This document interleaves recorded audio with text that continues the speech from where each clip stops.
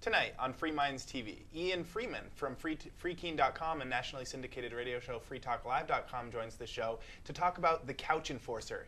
Yes, here in Keene, we actually have a useless bureaucrat whose job it is to go around town and enforce code enforcement laws, such as making sure indoor couches aren't placed outdoors. We're going to be talking about that and some other disobedience all tonight on Free Minds TV.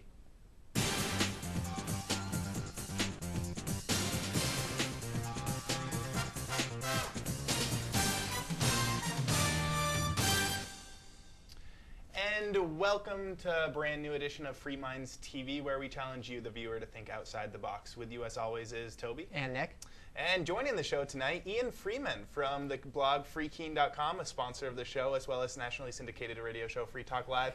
Welcome to the show. It's good to be back. All right. So we've been covering some of the civil disobedience and stuff that's been going on the blog at freekeene.com. It's a liberty blog that's chronicling the nonviolent evolution here in Keene, New Hampshire, to nonviolent society, or at least that would be. I prefer the term peaceful. Peaceful Just to focus evolution. on the positive.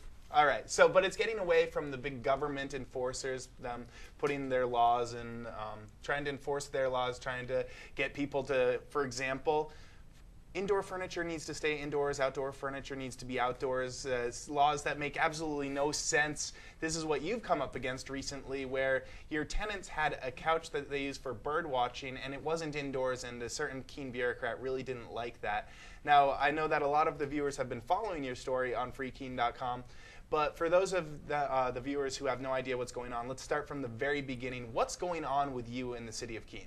Well, I guess the very beginning is I bought this house here in Keene a couple of years ago, and apparently the couch in question was actually there at the time that I bought the house, but I never actually saw the house before I bought it, so I barely even took notice of the couch. I don't really remember seeing it for quite a long time.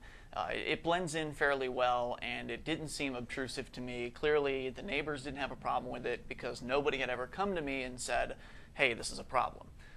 In fact, nobody had come to the neighbors, my tenants, because it's a duplex, so my tenants, it's their side of the lawn, it's their couch. Nobody had come to them, and they know the neighbors that are across the street from them, so they're on good terms with those neighbors. If there was a problem, it's very likely that someone would have said something. So now, 2 years after I've moved into this place, all of a sudden the city government people show up and they threaten me with a $100 fine if I don't get the couch off the lawn. And well, I don't think the idea of having couches off people's lawns is unreasonable. I don't think that's unreasonable. But what I think is more important is private property rights. And I think private property owners should be able to do as they please with their property. If no one else is being harmed, then there's no problem. I think it may be a little bit tacky to have a couch out in the yard like that, so I generally agree with the sentiment. But at the same time, it's not my yard, it's theirs, it's my tenants, they pay rent, Yep. and I didn't find the couch was obtrusive. I barely even knew that it was there. Yeah, like I've done Free Talk Live, co-hosted on it many times, and I've walked by, I've never noticed the couch until it was made an issue out of. And then I was really curious about what this couch was, and I actually had to do 2 laps around your house before I actually noticed it. I walked by it twice and didn't even notice the couch was there. So it's not something that's totally sticking out a sore thumb. So the city came and they left a ticket which said $100, you need to pay us, get the couch off the lawn, blah, blah, blah. And I'm not, I didn't consent to their system. I didn't consent to their ordinances. So I don't feel like I'm obligated in any way to obey what it is they're demanding. So I came back to the city, actually after they came back and they gave me a $200 letter, and then they said, we're going to take you to court. So I went in and I gave them an offer. I went into their courtroom, and the reason I showed up was not because I felt I was obligated to, but because I know they're going to send the police to come in and force me to go if I don't show up. Right, so, and can I just stop you right there? Because a lot of the viewers who are watching this at home are thinking, well, what do you mean when you say that all services government offer are at the point of a gun? And a lot of people don't understand this concept where, yes, if you don't go into the court over this one couch, men with guns will come to your house and take you away, and if it might not be that day, but eventually the men with guns are going to take me. Progressively leads up. So something as simple as a couch fine or jaywalking across the street there is a gun behind that somewhere down the line. It might be several steps down the line, but when push comes to shove, if you're taking it all the way down, people with guns are going to come to take you away. And really that's the basis of where I'm coming from, and I'm glad you clarified that, because the issue is the threat. I mean, the issue with me is you're threatening to hurt me if you, not you, but the people in the city, people calling themselves the city of Keene, are threatening to hurt me if I don't obey their arbitrary demands. Now, as I said, I generally agree with the idea that an ugly old couch in the yard is a bad thing. And if those tenants were to move out tomorrow, I would have that lawn cleaned up and it'd be taken care of. But it's their lawn, it's their couch. No one seemed to have a problem with it until all of a sudden there's apparently some neighbor down the street, to continue the story, that complained to the city. This is the allegation. I don't know who this person is. And when I came into the city's courtroom and I made my offer to them, instead of a plea, which is what they wanted me to do, I don't know if you've got footage, but I made my offer to them. I basically said, look, I'll be happy to remove the couch as soon as whoever it is, whichever neighbor of mine it is that complained, comes to me, comes to my front door, knocks on the door and introduces herself and says, hey, I think there's something wrong with having this couch here, and talk to me like an adult, like a neighbor is supposed to interact with another neighbor. I think there's something wrong in society when somebody goes and picks up the phone and snitches out a neighbor to some governmental enforcer because presumably they just don't want to deal with having to have that conversation with somebody. Yeah, it seems very passive-aggressive to do something like that. I mean, when it's taking simple, the easy way out. Just knocking on the door, all problems would be solved, or maybe there would be more negotiating that goes on, but at least try that method out before you're going to be going That's all I'm asking. Talking to the city about it. Right. So I made that offer to the city people, and I actually had a meeting with Carl Patton, the city's enforcer, one of their code enforcers this morning, had breakfast with him basically, and we had a chat, and he apparently had actually gone to the lady who allegedly made the complaint initially, and talked to her and said, will you meet this guy? He's going to get rid of the couch if you'll come and meet him. And he told me that she said she didn't want to do it. So, and he even offered to come with her. So if it was like something about, being scared, I suppose there's a chance your neighbor could be a psychopath and he might, try to hurt you or something. I suppose there's a small chance of that. So Carl offered to come with her to just come and meet me, and she still didn't want to do it. Well, at least it seems like the bureaucrats here, Mr. Patton, is being a little bit flexible at least, so not taking the hard line. At least he went and met with you. How have you been met in the courtroom when you went in?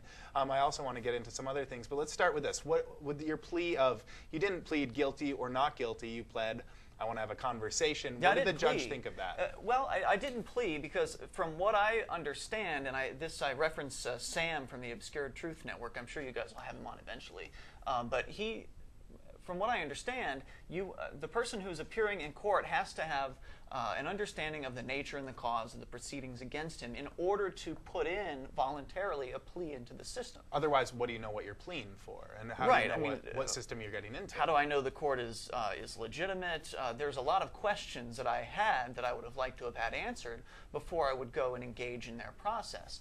The judge in this case, Mr. Burke, wasn't interested in even hearing any of those questions, and he decided to go ahead apparently and represent me without my consent and enter a plea for me. Or either that or the entire process doesn't actually have anything to do with consent whatsoever, and it's essentially just a window dressing for what is nothing more than an extortion racket. And if the judge is able to make a plea for you, that seems a little bit of conflict of interest. If he's representing the state and the city of Keene, or who is and also representing you, he's no longer impartial, and there's some kind of conflict going in. So when the judge offers a plea of not guilty when you refuse to enter a plea, that just throws everything into the whirlwinds, and you say, who is this guy actually representing? Which side is the judge on?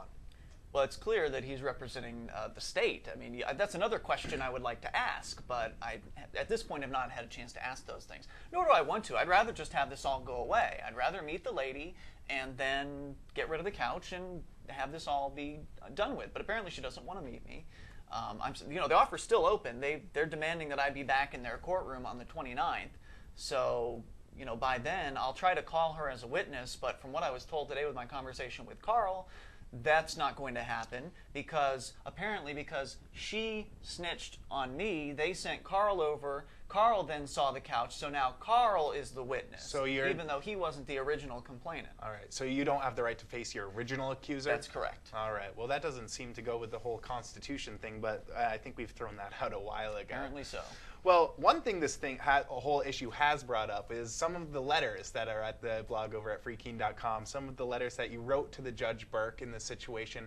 One of them that I find very interesting is a fee schedule that you've laid out for the city of Keene as well as for the judge, talking about if they're serving you more papers or sending you useless paperwork, you're going to be charging them a certain fee to process those things because they're demanding money from you. I think it was $100 for the couch you said, and then then $200. $200 because you didn't pay it in a week, so it's doubling every week. That's right.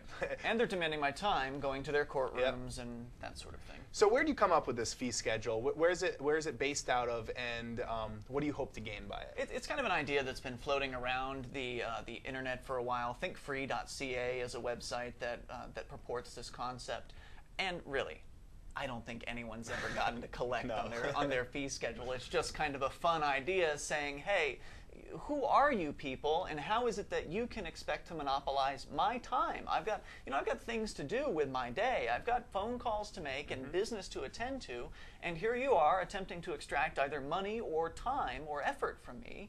And I'm sorry, but I have no obligation to you. I understand what you're trying to do. In this case, they're trying to clean up a yard or whatever. I understand that. But there is no obligation. I know that some people believe in the idea of a social contract, but there's no real social contract. It's just a fantasy in the idea, in the heads of people that has no real basis in reality. I mean, essentially what someone would purport the social contract to be is whatever the people in government say, you agree to. And I'm sorry, if you look at the New Hampshire state constitution, which is their set of rules, the set of rules that they agreed to abide by and hold so high and enforce. The first line, the First Amendment in the Bill of Rights there says that the New Hampshire government is by the consent of the governed. So is that true or not? That's what I'd like to know. I mean, at least when you're getting into a deed-restricted neighborhood where there is a board that determines such things as you don't have a couch on the lawn, you know that when you're moving into the neighborhood, you read it there, they have certain restrictions on how high your lawn can be, or your shrubs have to be cut back, you have to paint your house a certain color. But at least you're signing that when you're getting into it, you're understanding, they're signing a contract, you're signing a contract, and you know what you're getting into. When you're talking about code enforcement, they can change the laws at any time, not even tell you in some cases, give you the fine. When you first got this first fine, did you have warnings first about it? He did come by and warn me, but again, I don't appreciate being threatened. So it's not that I don't appreciate the idea of having a clean yard. The yard is mostly clean and very well kept. There's just that one couch. My problem is not at all the couch issue. It's being threatened with violence over this. Because if I go into their court on the 29th and the judge decides to railroad me through a trial and then decides you got to pay $500 now, well, I'm not going to pay the $500 because I don't have an agreement and I don't consent to this process. So if I don't pay the $500, there's a chance they could send men with guns to come and throw me in a cage. And I don't appreciate being threatened. That's all. Did you have any, I know you've been absorbing a lot of this, Nick. Did you have any questions about this before we move on to some of the other civil disobedience we're talking about? I was going to segue because you went before Judge Burke here in Keene District Court, and I was actually there at the court proceedings, so I got to see how it all played out. But I did want to give Judge Burke some credit because he's handled some other cases of civil disobedience in the area, and we wanted to talk about that a little bit. And those turned out much more decisively for a positive direction as far as liberty and freedom go, and I wanted to get into that. All right, why don't we pause on that, and when we come back, we're going to be addressing that, as well as I want to know about, I'm sure the viewers are curious, what will happen to you on the 29th when you go in, and what you're going to go, how far you're going to take it, how far the courts are going to take it. We'll be getting into that and some of the other civil disobedience, because there's been a whole ton of it going on in the last few weeks. The merrier. The last few months here, more than I've ever seen in my whole life, in the last month alone here in the region, here in Cheshire County. Stay tuned, we'll be right back. This is Free Minds TV. Am I on? Am I on? Hey, do I talk now? Do I talk now? I'm Gardner Goldsmith, and I think she's up by where they're doing the show. You're watching Free Minds TV. Open your mind, baby. Tell others to do the same. Free Minds TV is brought to you in part by Life Productions for your basic and semi-pro video production needs. From full wedding and event coverage to DVD authoring and distributions, lifeproductions.com. That's lyfproductions.com.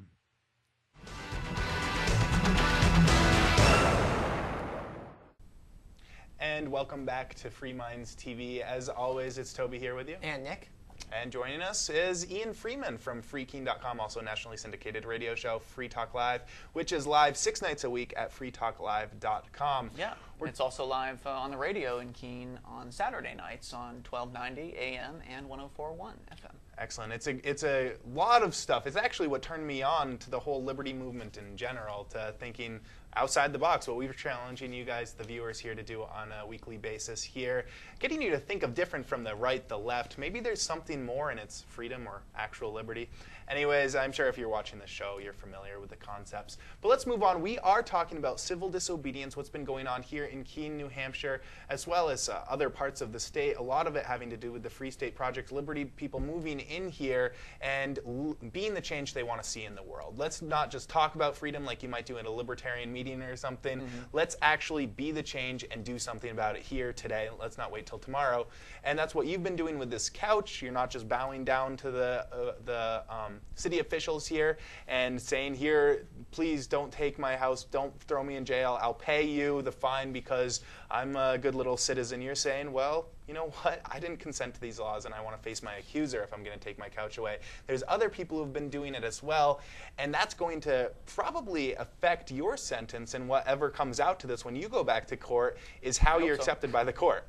Yeah, I mean, these other people that, these are the folks you're referring to, your director, Lauren Canario, who is out of jail this week. She is. Thank you very much, Lauren. She's been away behind bars for the last couple of weeks. If you've noticed, the last couple episodes a little bit shaky. Last week didn't even come out. It's up on the members issue. There were so many technical difficulties without Lauren here in the studio. So she's out now. So Lauren, Russell Canning, the publisher of the New Hampshire Free Press, which you can pick up around town, Dave Ridley from RidleyReport.com, and most recently, a New Hampshire native, Nick, who Nick also Ryder helps out. from Life Productions, LYF Productions.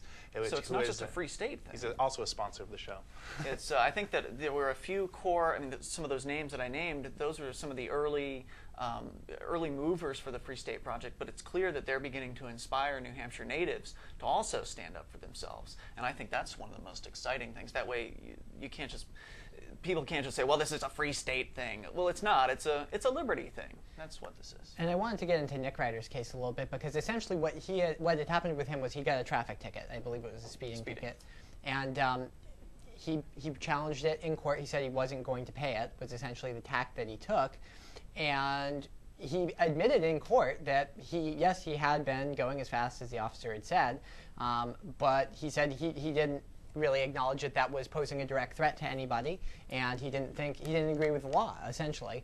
And the judge ended up giving him a sentence of not guilty, which was a surprise. They didn't rule on it right that day in court, but he did get notified that he had been ruled not guilty in that case, which I think is surprising and a positive turn of events, because he actually admitted that, yes, I broke this law.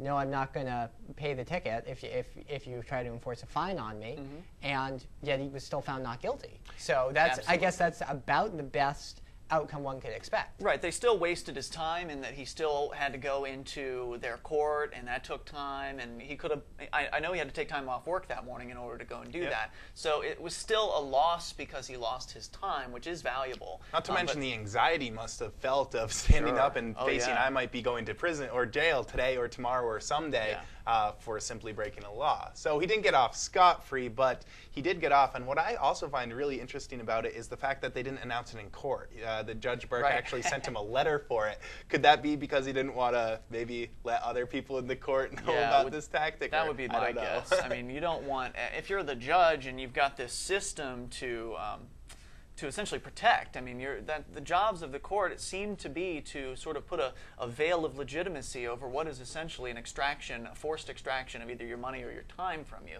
And so in order to make that look good, they have this courtroom with all their procedure and all that. But you don't want to, as a judge, you don't want to have this person be found not guilty in front of a crowd full of people when you could just keep it hush-hush and then send a letter quietly later on down the line. Of course, we're talking about it on television now, so really it doesn't matter.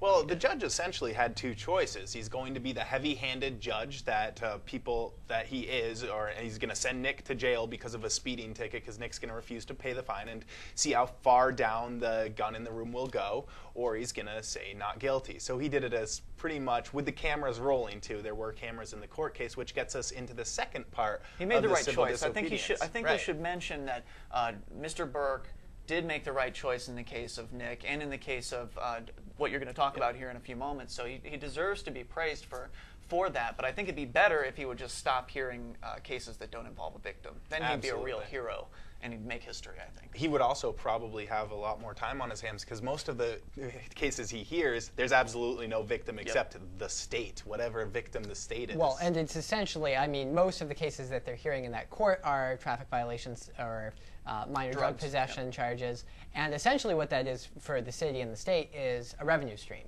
I mean, that's essentially where they come at it from is they're not really, I don't personally think they're all that interested in stopping these behaviors. What they're interested in is taking people's money from them by force. Essentially, it's just another form of taxation. Right, absolutely. Well, anyways, at the Nick Ryder trial, Dave Ridley from RidleyReport.com, he does an excellent chronicling about all sorts of events that are going on in New Hampshire.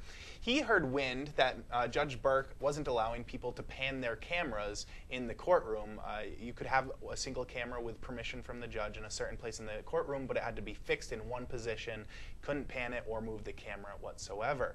Well, Nick Ryder who was the speeding ticket in the next case, he was in the courtroom filming Russell Canning, who was in court on a different day. So there's a lot of different court cases going on here. But what comes it down to is Judge Burke reprimanded Nick for trying to pan his camera and move it a little bit from right to left and said that won't happen in the court. I'm going to start cracking down on these laws. Yes, he did. Yeah. Dave Ridley heard this and said, whoa, this is a bad law. It's not, panning a camera doesn't hurt anyone. This is one of those laws that doesn't need to be on the books, and I'm going to go and be the change I want to see in the world. I'm going to go into that courtroom and pan a camera. He even notified Judge Burke ahead of time, let him know what was going on, let him know that what he was going to be doing, let him know what his choices were, either to allow me to pan the camera or you can arrest me. Yep. Well, before things even got started in the court proceedings for the day, the judge motioned Dave up to the judge podium, the throne, whatever, and told him that he had misinterpreted the law and you could pan your camera. That's true. Victory was won before the court proceedings had even started for the day. Yeah, it was really an amazing day. I mean, I was there for that as well. And I was one of the people that the judge restricted to not moving my camera because I'd been in that court shooting before. Unlike Dave, I wasn't ready to be arrested over it. And thank goodness Dave did make that move, because if he hadn't done it, then all those restrictions would still be in place. What I think is so interesting about what Dave did was that he's just one man. Yes. And all he did was say, I'm willing to be arrested to violate this absurd rule that you have. And the judge backed down and made the right choice and said, okay, you can pan your camera. I misinterpreted the rules. Now the interpretation is that you can't just move the camera around the courtroom, which that makes sense. You don't want to distract anybody.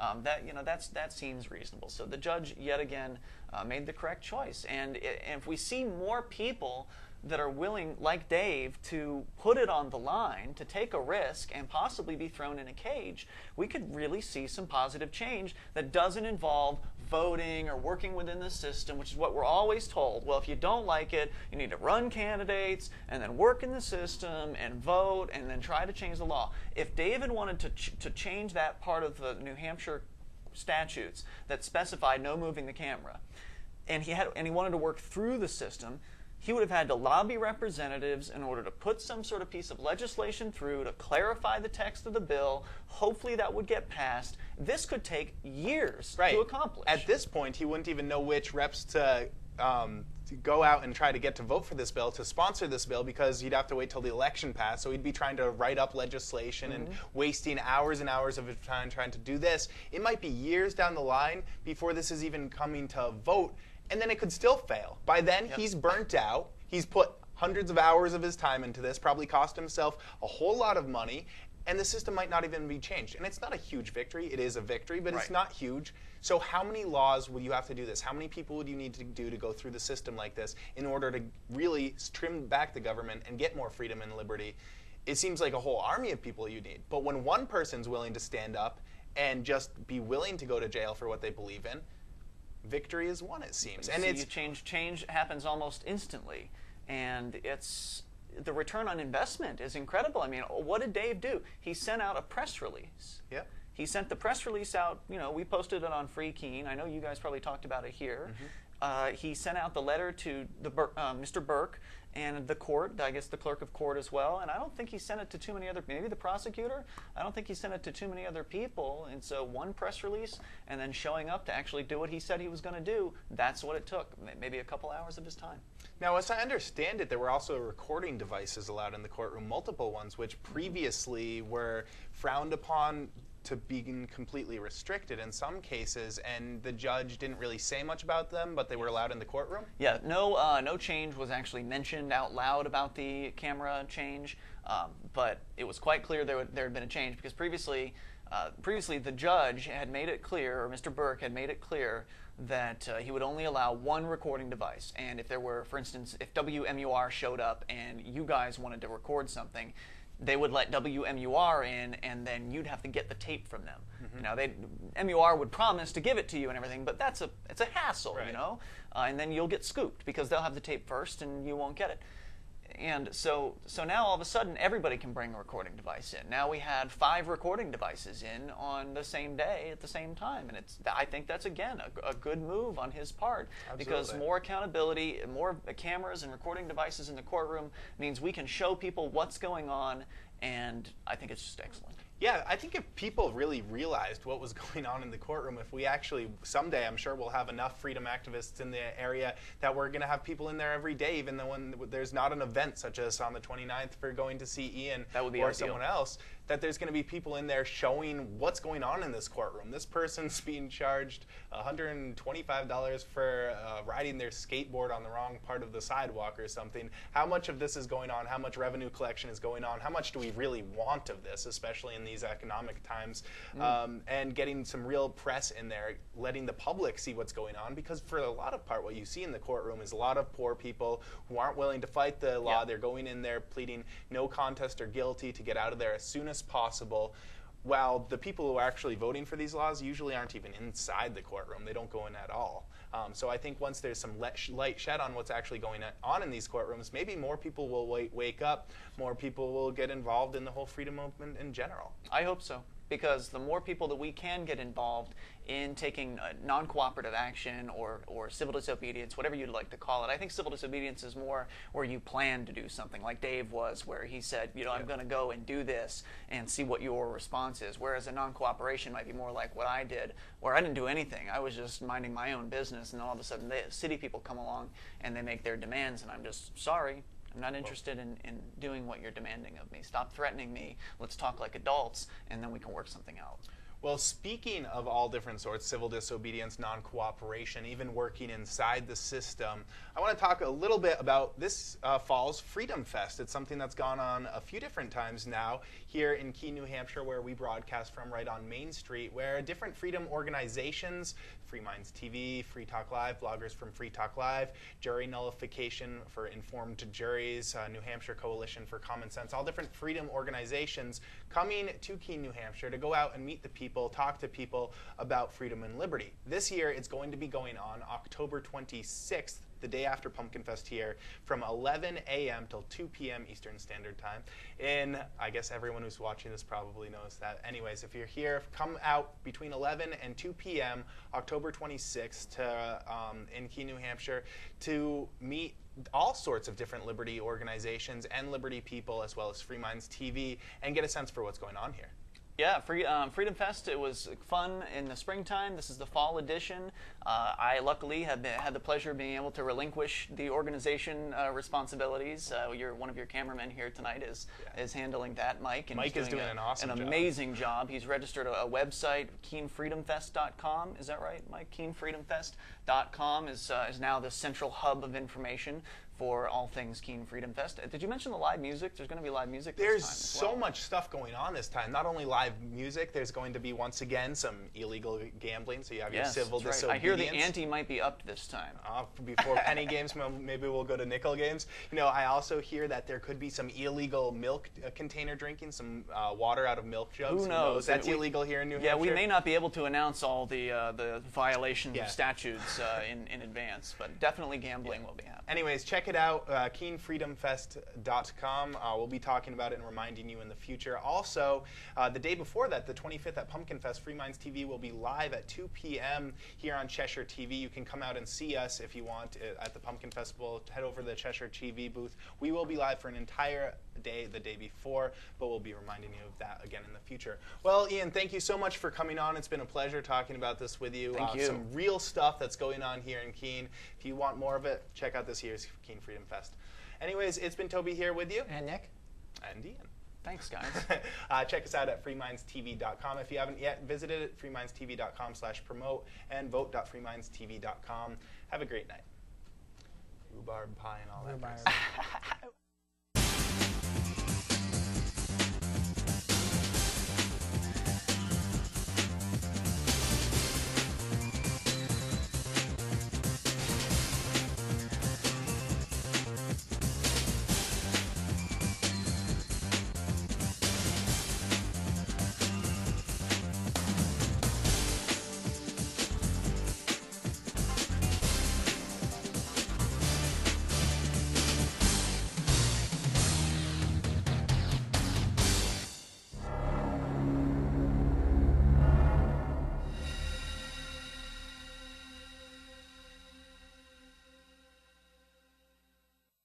Free Minds TV is brought to you in part by freekeene.com, bringing liberty activists together with blogs, a forum, and more, all at freekeene.com. That's freekeene.com.